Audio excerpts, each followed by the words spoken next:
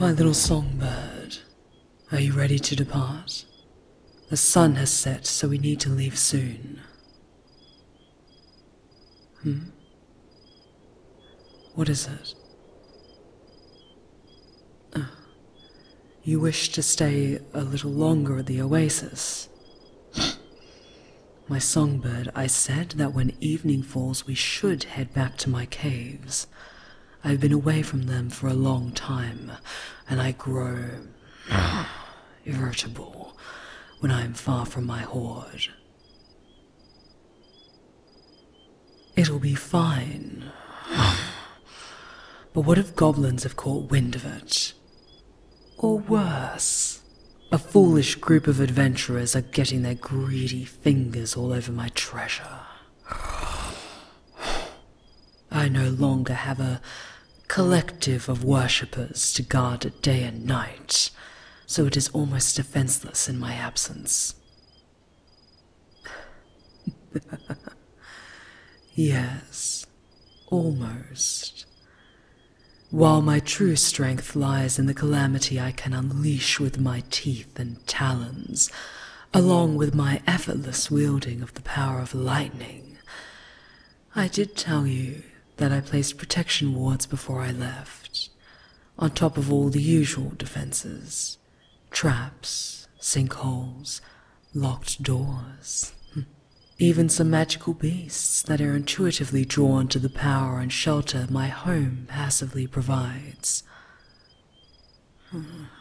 You should know, you managed to sneak past those defenses when you first came to me, seeking to line your pockets with silver and gold.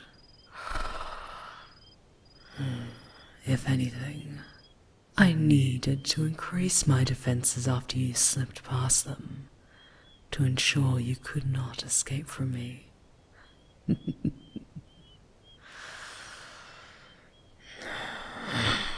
But I suppose you are right. The defenses will hold. And the night sky is truly beautiful tonight. It's a curious thing, seeing the stars from a new perspective, as opposed to my balcony in my cave. Like observing how gems sparkle under a different light.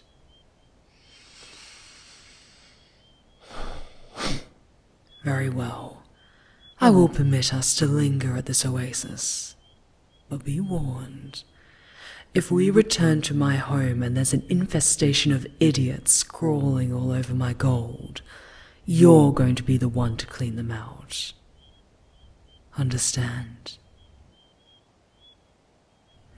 Good. Let us sit by the oasis, where we can see the stars dance across the water.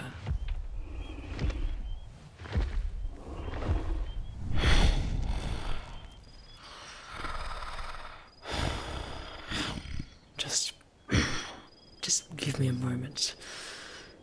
I can't get comfortable.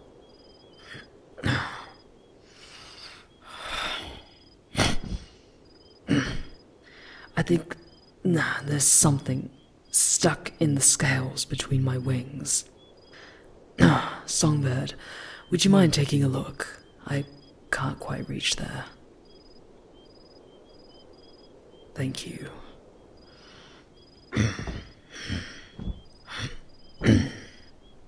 No, not quite. Just a little more to the left.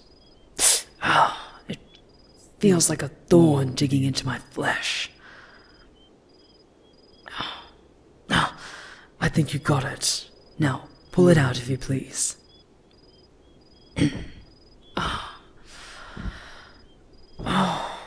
That's better.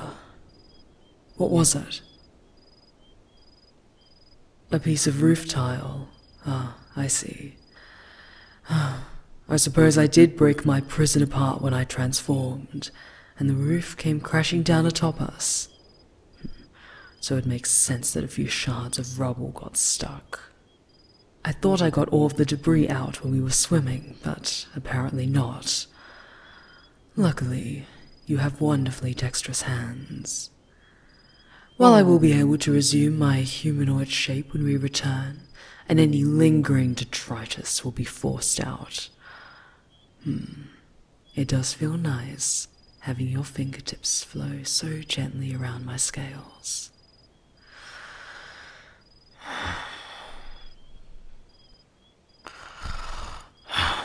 Let us get comfortable. I will coil around you and rest my head against your hip.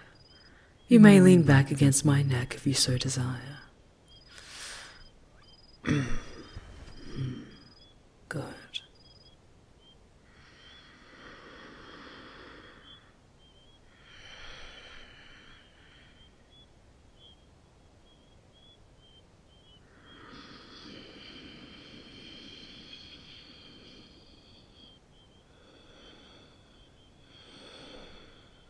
Your heart is beating faster. What is wrong? Of course people got hurt when we escaped. I'm sure there were many deaths when I destroyed that building, and many more when the storm I summoned hit the city. You are soft-hearted, my songbird. I do not concern myself with the lives of most mortals, just as you do not concern yourself with the lives of ants. You may think me cruel, but I do not regret my actions. They hurt you, and my instincts took hold of me, telling me to protect you at all costs, because they threatened to take what was mine. It is true that people died, but they would have killed us both had I not acted. In time, they will rebuild, and you will forget the lives lost. Let us just focus on this moment together, and the beauty of the stars above us.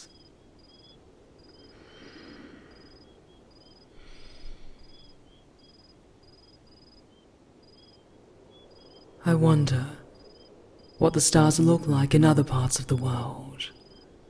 Do they hold the same beauty when observed from an icy mountaintop, or from the deck of a ship out at sea? You will need to tell me when you go out into the world on your yearly journey. But do not forget to return with a glittering trinket or two as well, of course.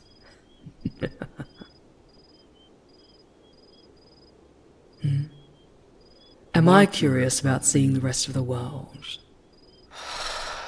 Sometimes I wonder what treasures are hiding in the realms across the seas, or far to the north or south.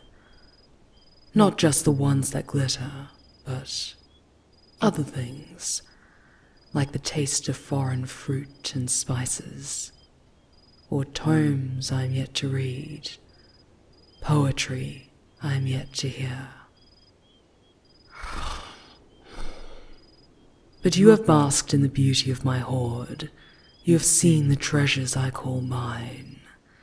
Beautiful swathes of elvish silk and dwarven wool, jewelry of every kind, from every nation upon this world. Even some pretty trinkets from the realms of fae and fiends that glitter in the sunlight or draw their strength from the shadows. I am content in many ways. But I have never seen snow. I'm curious about what that would feel like upon my scales. Even though I dislike the cold, snow is different somehow. Softer. Gentler.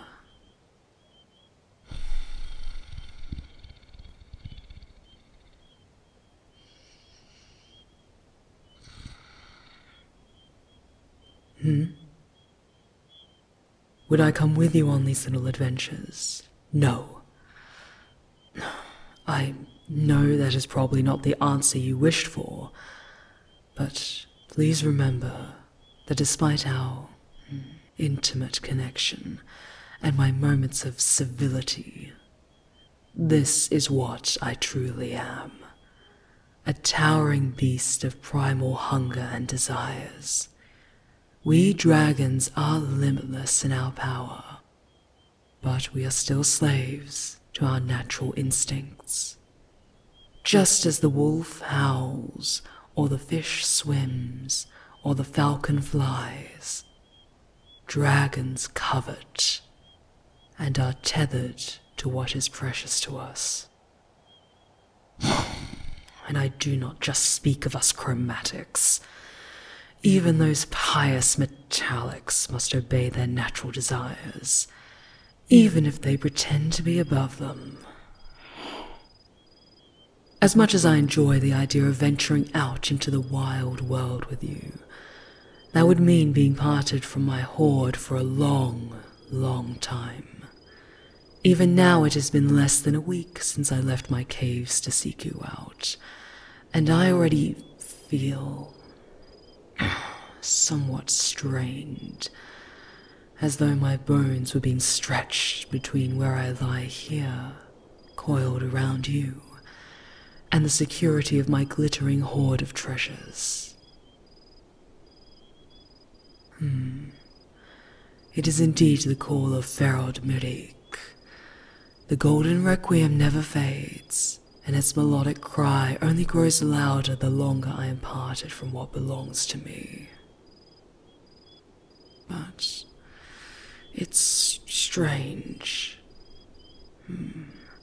This strain was so much more intense when I first set out to find you, and since reclaiming you, it has softened.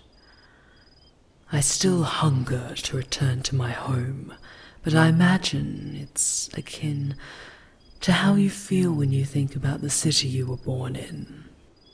A wish to return home, to the familiar and the comfortable. Which is why it's so strange that I feel so at ease in this foreign place. An unfamiliar oasis, far from my kingdom of gold and secrets, which I have ruled over for countless centuries. But here in this oasis, there is you, and there is me.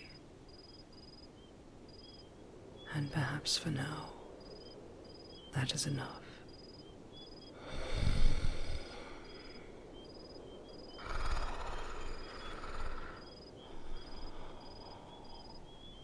Will you play something for me, to distract me from the siren's call of my glittering home?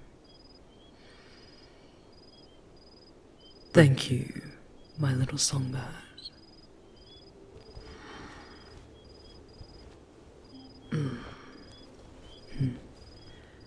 You don't mind me resting my head on your lap, do you? I know it's heavy from all the secrets inside it. Good.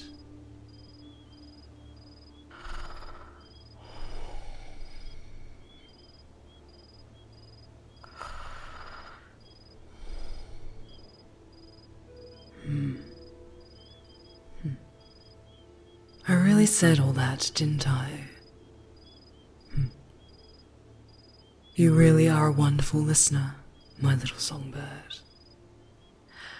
I do not mean to divulge such truths to you, but I feel I'm not accustomed to allowing myself to feel vulnerable around mortals like you. But then again, there are no mortals like you, my little songbird. My ancient instincts are attuned to sense any whiff of ill intent. But around you, I do not sense any fear or deception. only desire and peace. It is an unfamiliar sensation, but one that I am finding rather enjoyable.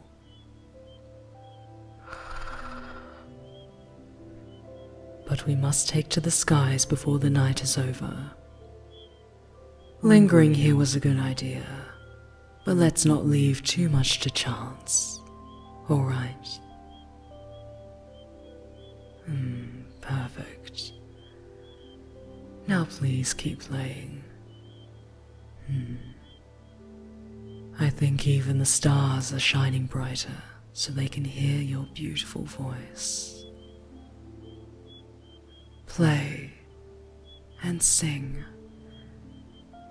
and let this peace last as long as it can.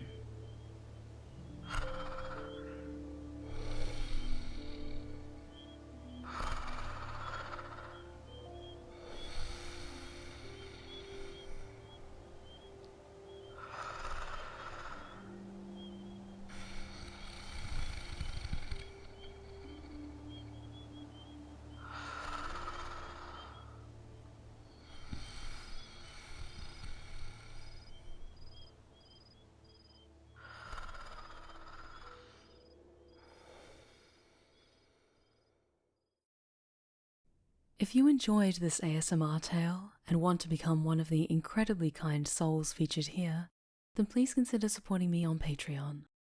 To access my Discord server, attend my monthly live narrations, and enjoy other perks, click on the Patreon link below. You can also catch me live on Twitch every Friday and Sunday evening, so be sure to drop by sometime. Thank you. Don't forget to subscribe, and stay wicked and wonderful.